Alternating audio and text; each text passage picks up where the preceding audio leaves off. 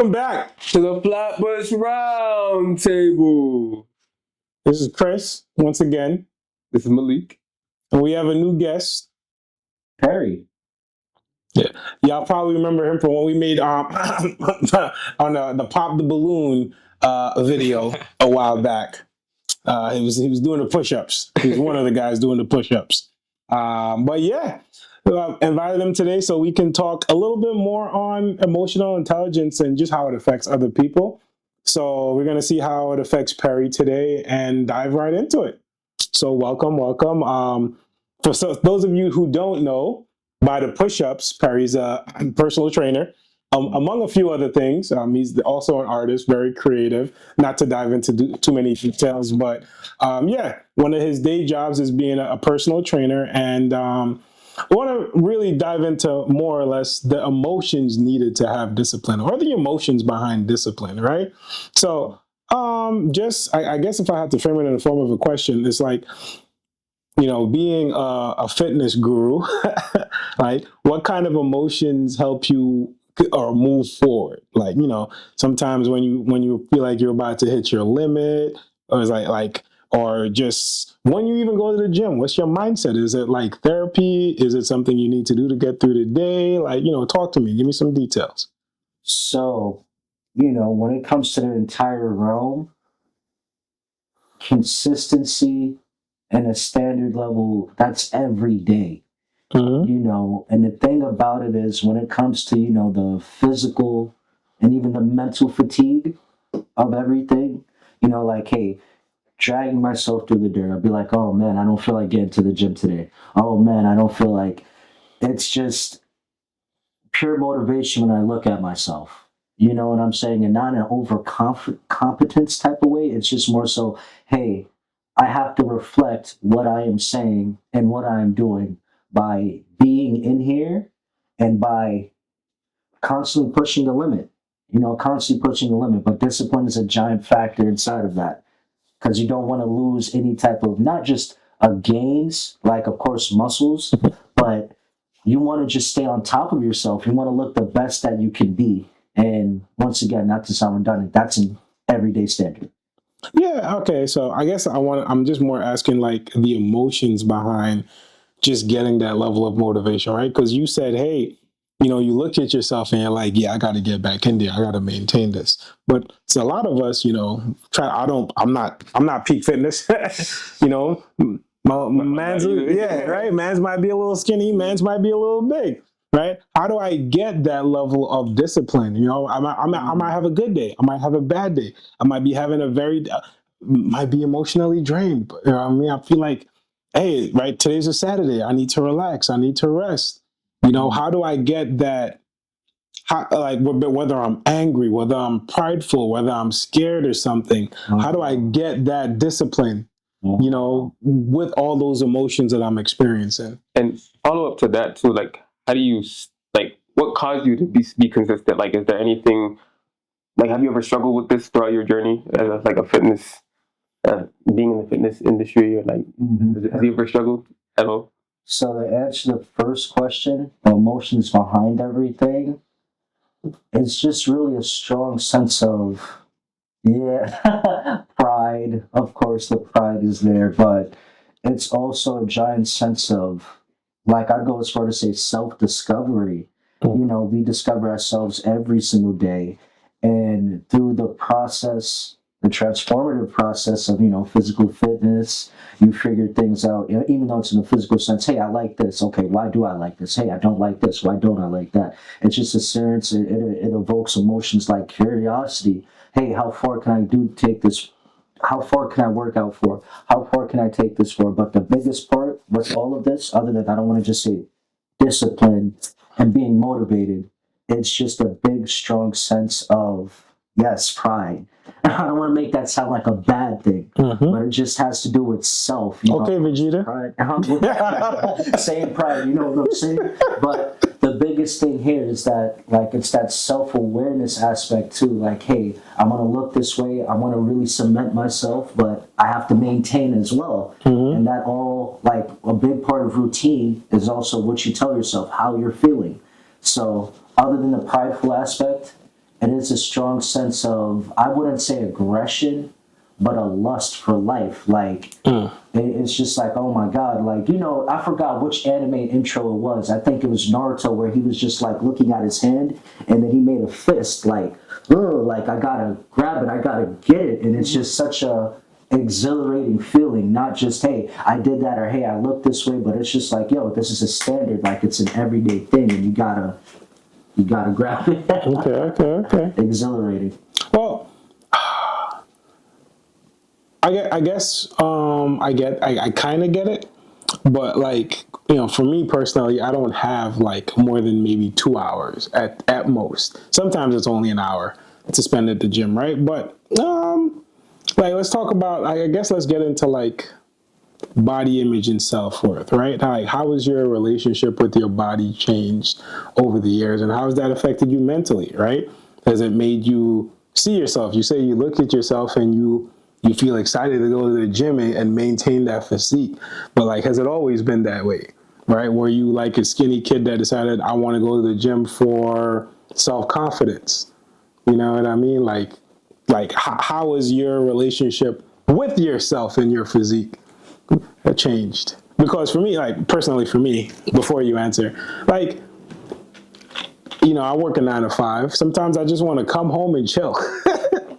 So for me, if I'm going to the gym, I got to make it before I go to work, and I start work at 8:30 most days. So I'm waking up at 5:30, 6 a.m. going to the gym, trying to clean up so I can go to work, right? And I got to do it even earlier if I'm going into the office. And then by the time I get home, I don't want to do nothing. Even if I don't go to the gym, sometimes when I get home, I don't want to do nothing. But yeah, back to the original question, like body image and self-worth. You know what I mean? Like maybe if I had an 8-pack or something, I want to go to the gym after a long day of work too. You know what I mean? I don't know. That might be my personality change. But no, let me. What do you think, boss? So this always makes me instantly nostalgic anytime I think about this, because I've been working out for over a decade. I've been working out since 2010.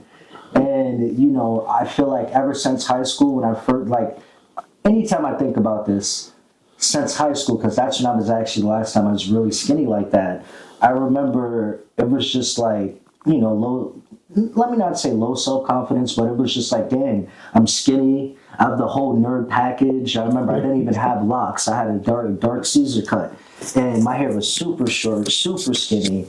And I remember I'm like, dang, I need to lift weights. So, you know, and I never used muscles as a source of like, yo, I'm going to attack this person or that person. But I worked out definitely so people can leave me alone. And when they see that, it's so funny because people are very impression based. You know, once they see you, before they say anything to you, and I would say this from a lot of situations I've been in, all good, nothing bad. Is that when people see somebody, be like, oh man, yo, bro, don't hurt me, man.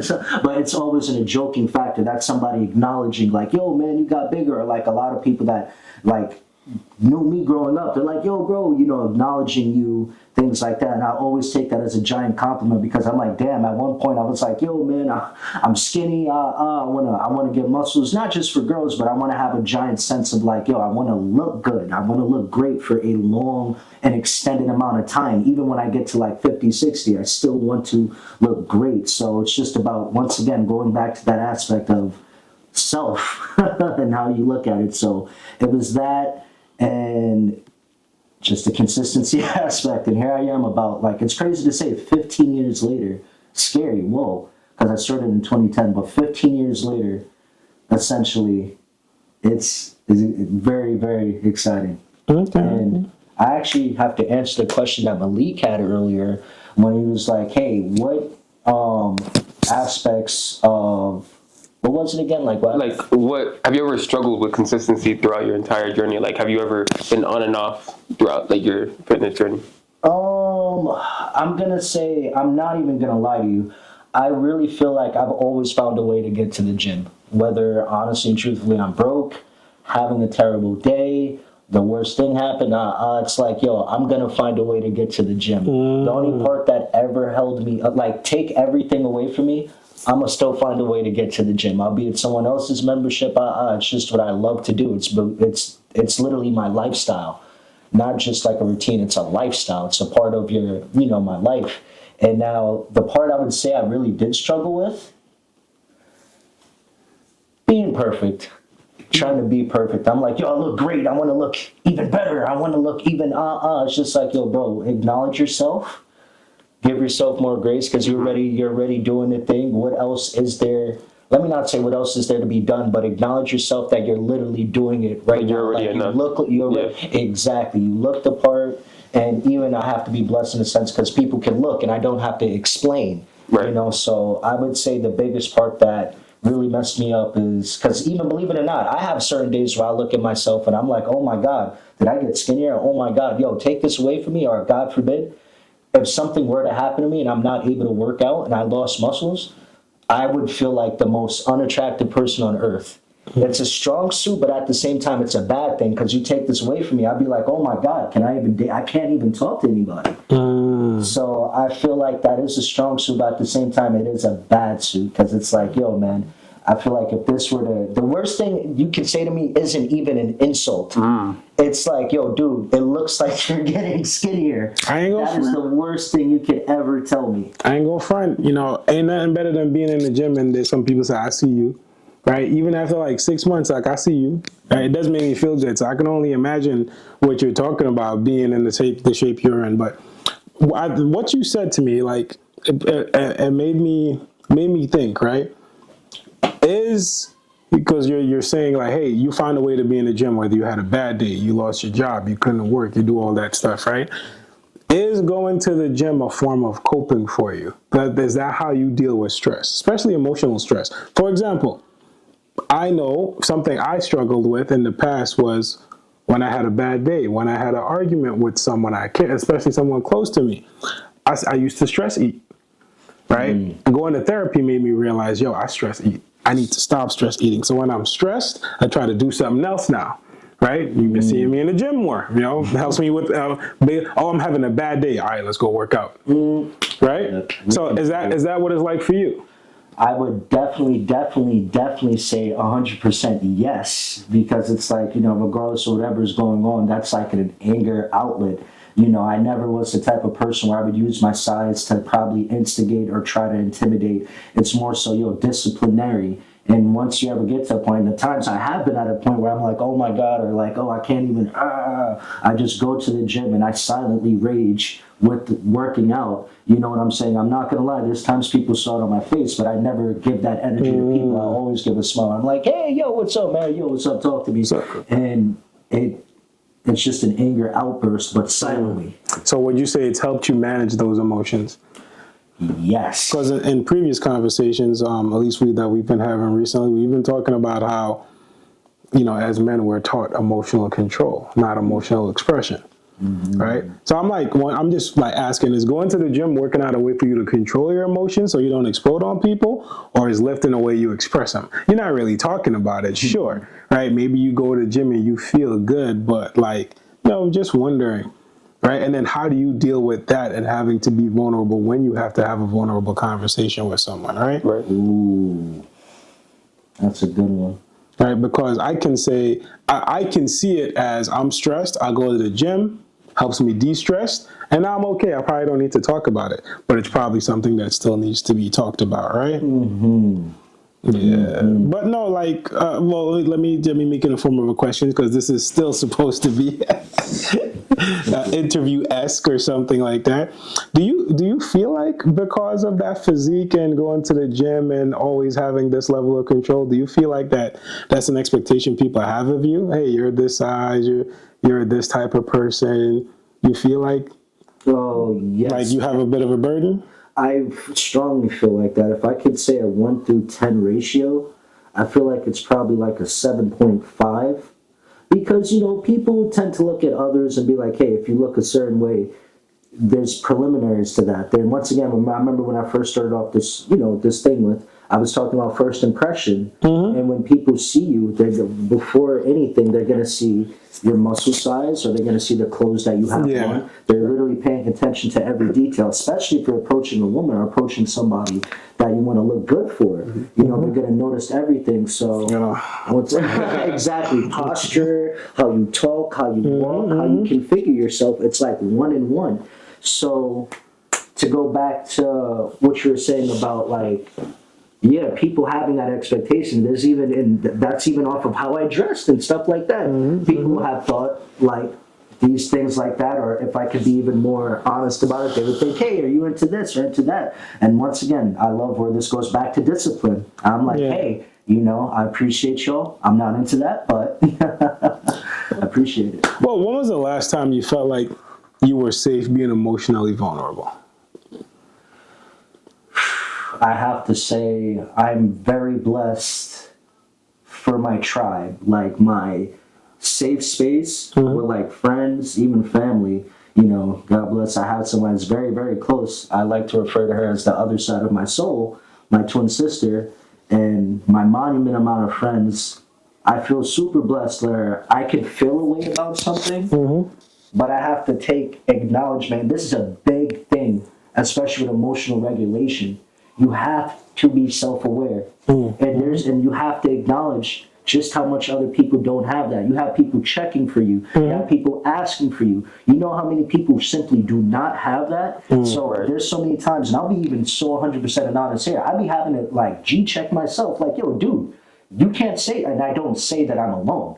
I never say that I'm alone. It's like, watch your mouth. That's disrespectful to the people who's checking on you. That's disrespectful to the people who's thinking about you. And it's just like, yo, compared to people who legit have nothing. So it's like, can you really sit here and say, no, you can't say that. And if you did, you're only speaking of a place from hurt, or you're only speaking from a place of, it's not reality.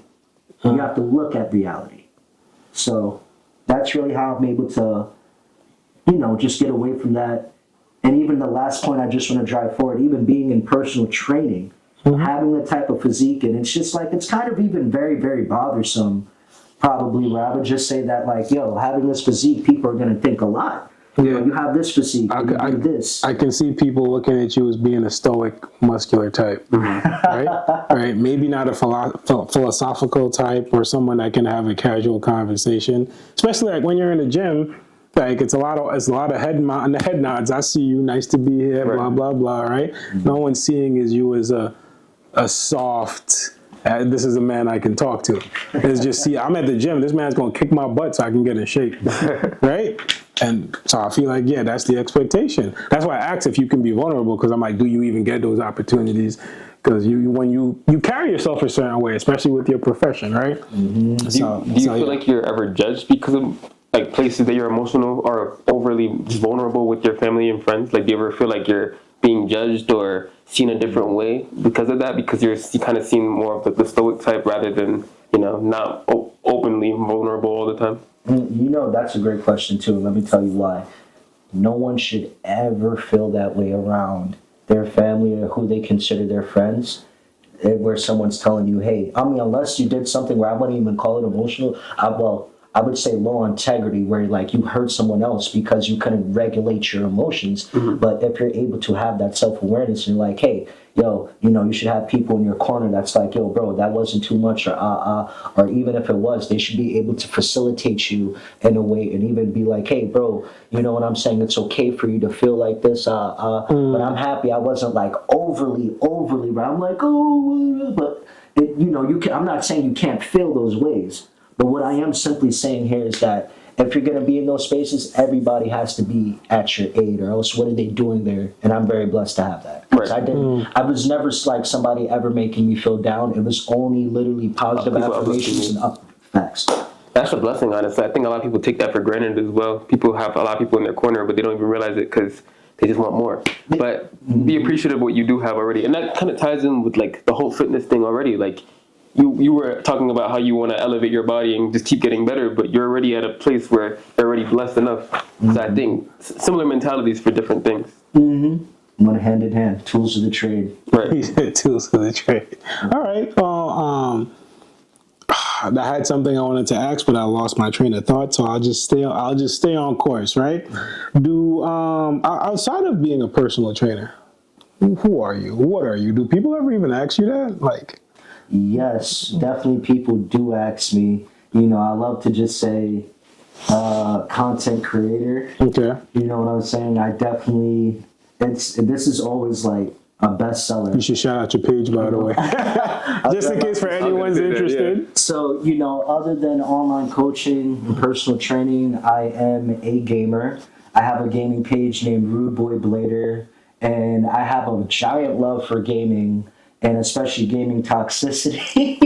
Oh yeah, you toxic? You But toxic? It's only for gaming and entertainment purposes. Not in the gym. That not outside of the gym. This is completely outside, only in gaming. You have a boundary, you don't go too far from that.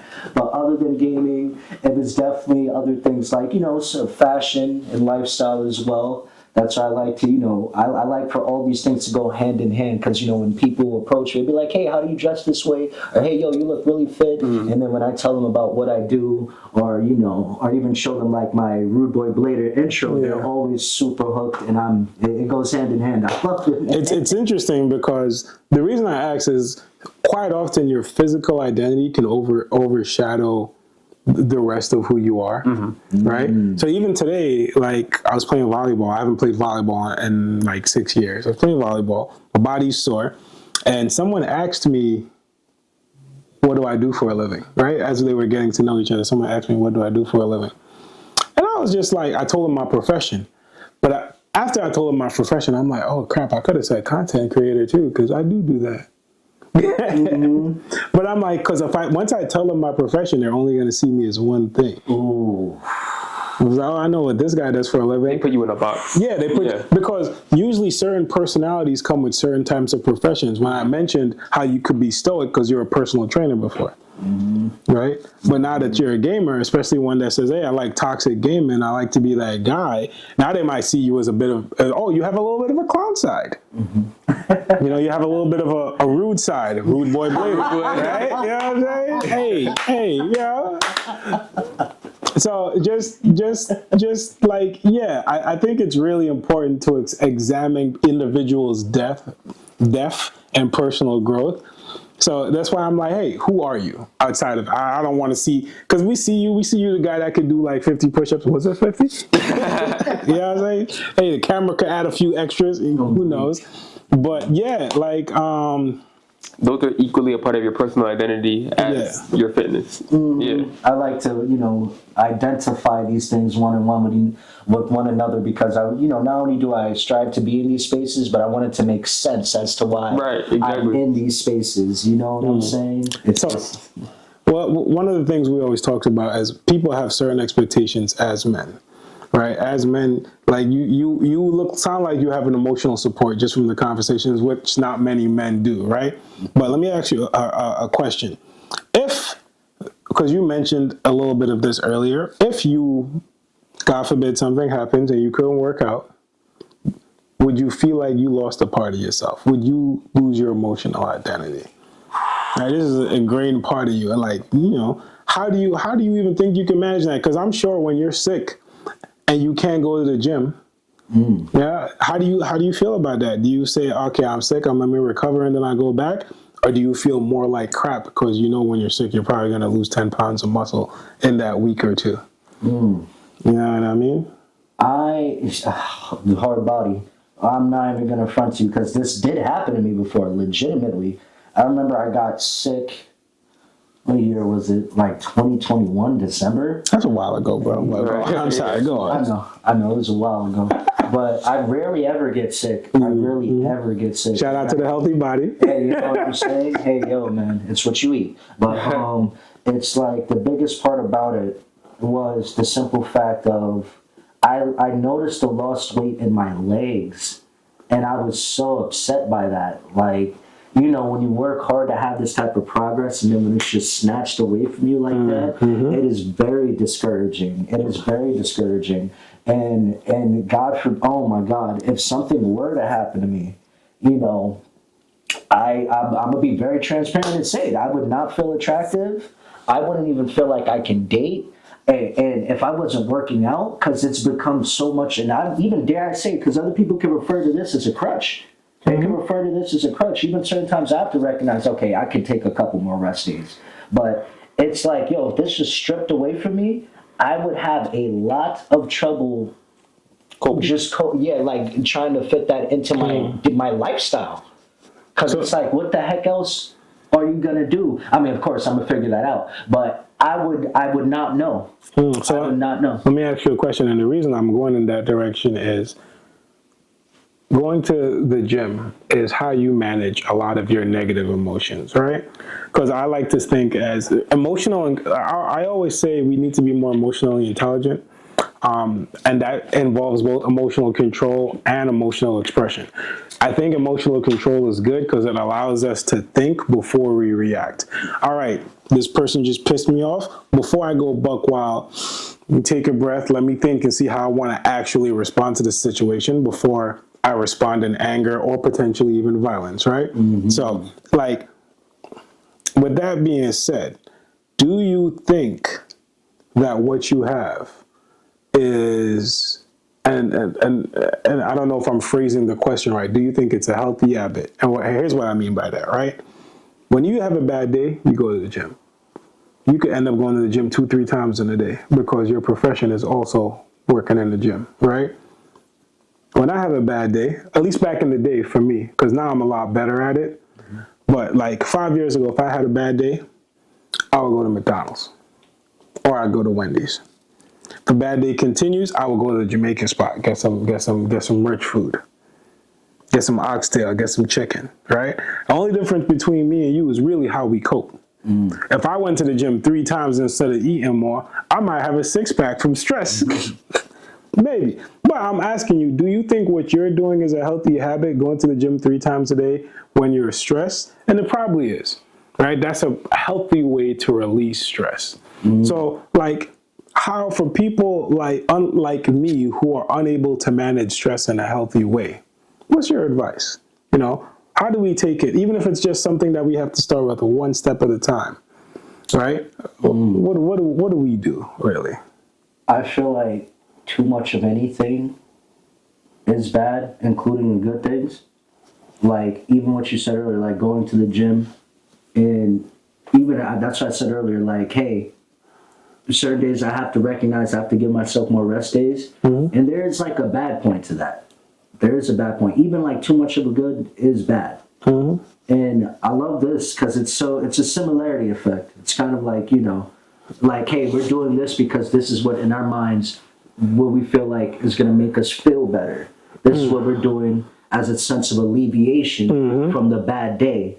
And this is like what, hey, you know, it's so funny. Other people be like, hey, I don't know how you could go to the gym that much. Or, hey, that like, but this, you know what they say, another man's trash is another man's treasure. It's not that this is trash, but like, this is literally what people refer to as like, damn, that's a lot of work. I don't, Yeah. but hey, what you consider as a lot of work is just another day for someone else. You know, and that goes beyond even this conversation. It's for like even jobs or even opportunities or even blah, blah, blah. You know, it's literally how you can, it's specific towards the person and it works for them at that moment. But now in this case now, when it comes to stress eating and stuff like that, I'm happy that you was able to identify that. You know, you identified, hey, this isn't really the healthiest habit. But that's why when it comes to reconfiguring things, you know what I'm saying? I mean, hey, at one point or another,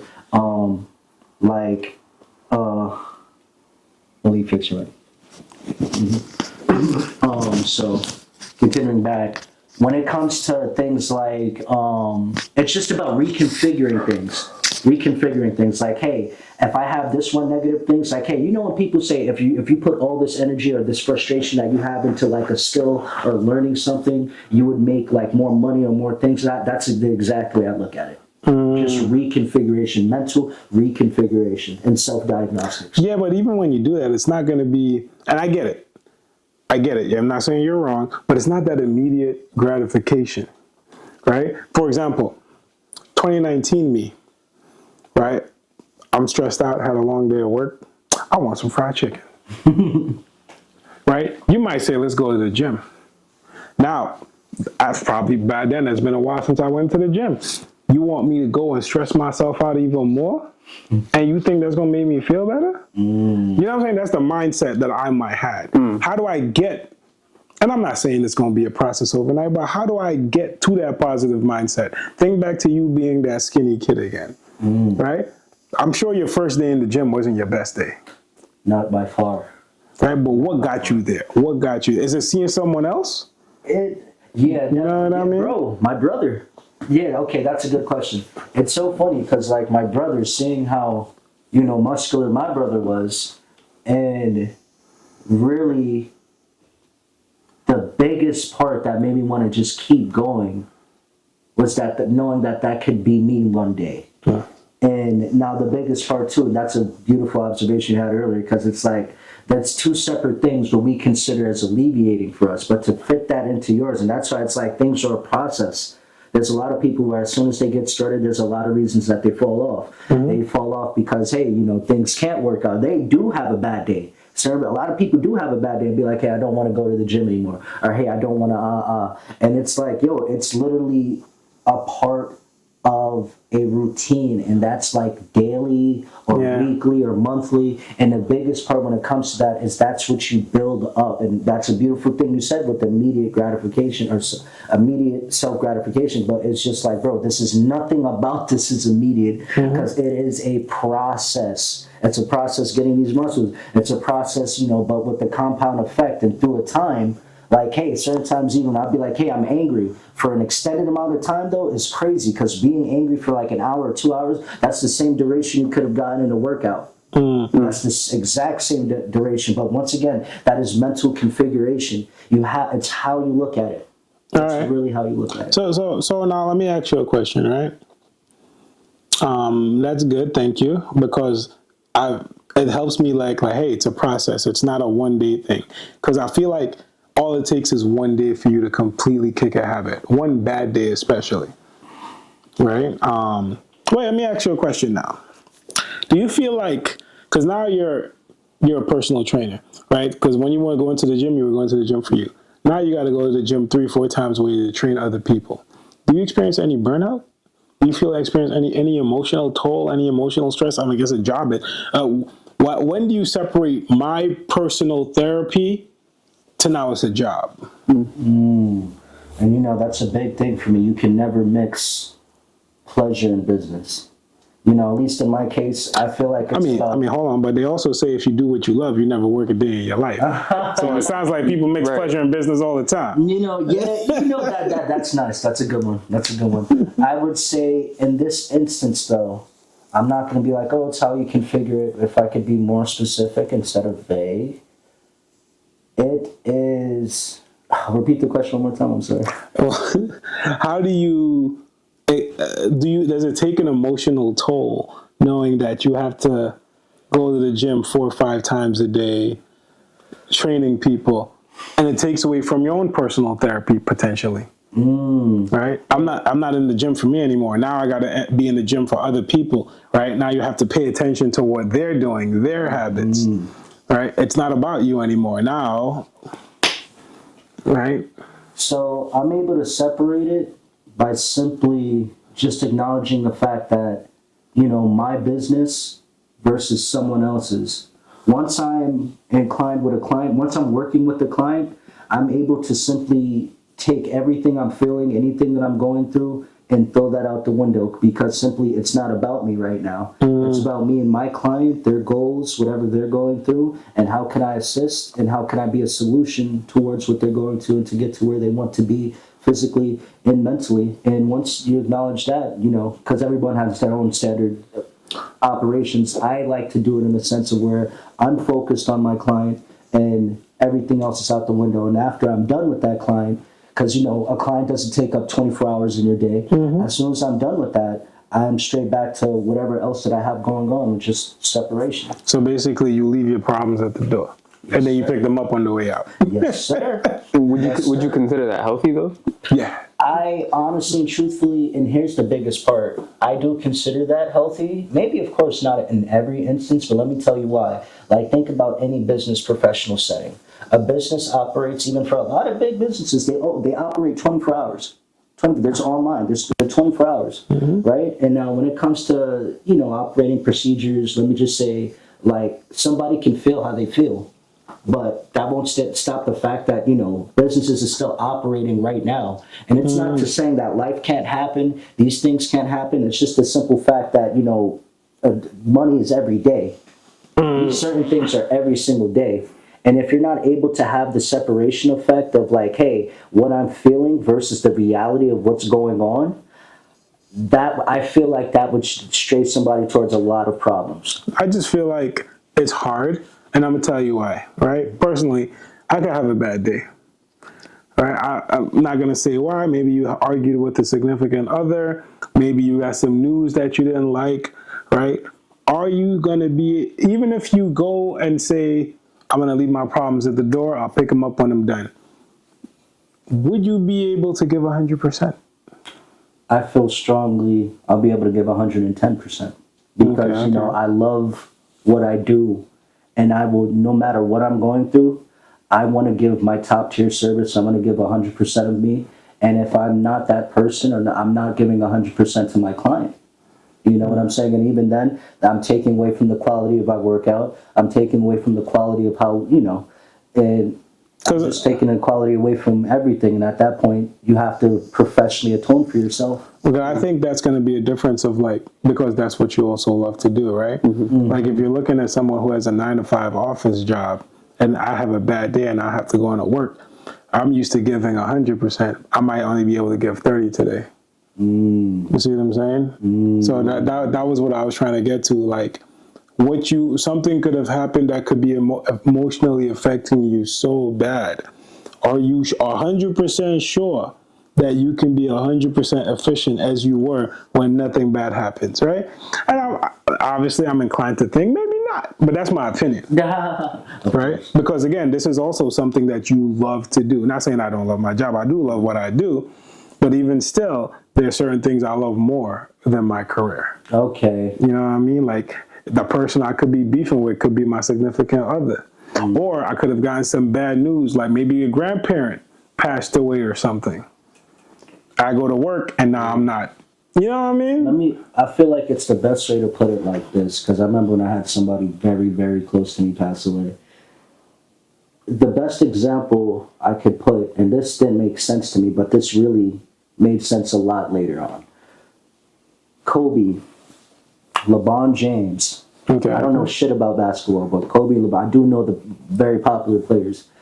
And they said, a lot of people said this to me because, you know, just they saw the light or whatever the case is. They saw the potential, and it was just like, hey, when LeBron or Kobe, whenever something bad happens to them, could they stop? Not could they be like, yo, guys, I'm not going to this game. I'm not going to this MVP game, playoff.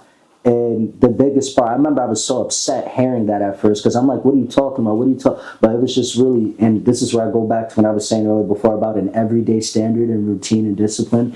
These factors naturally build up over time. And once you get to a certain point when you're like, hey, you're so comfortable and you have that type of self-awareness, like, hey, I could separate myself and I could see what's going on and I could look at the bigger picture. And it's not easy. It's not easy.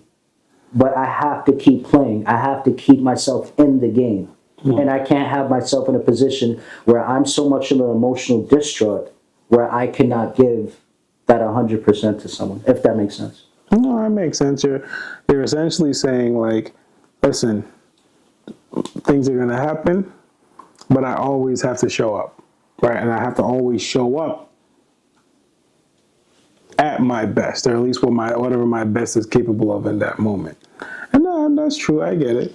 I mean, I feel like Kobe's an extreme example, but Yeah. I also realize that, like, you know, shoot for the stars and you might land on the moon, right? Not everyone's going to be Kobe after all. Even if everyone had the potential same training ethic as Kobe, they may not have the same mindset. So I get it. But not to take up too much more of your time, but one more question from me anyway. What would you propose for someone trying to build a new, healthier habit? What I would propose Yeah. is just really I don't want to just be like, oh, make it a healthy one. Or I would just more so say, make it a positive one, more impactful. Because I don't want to say, like, boom, like it ain't nothing No. what? So, all right, let me rephrase. Like, so I'm trying to start a new habit, right?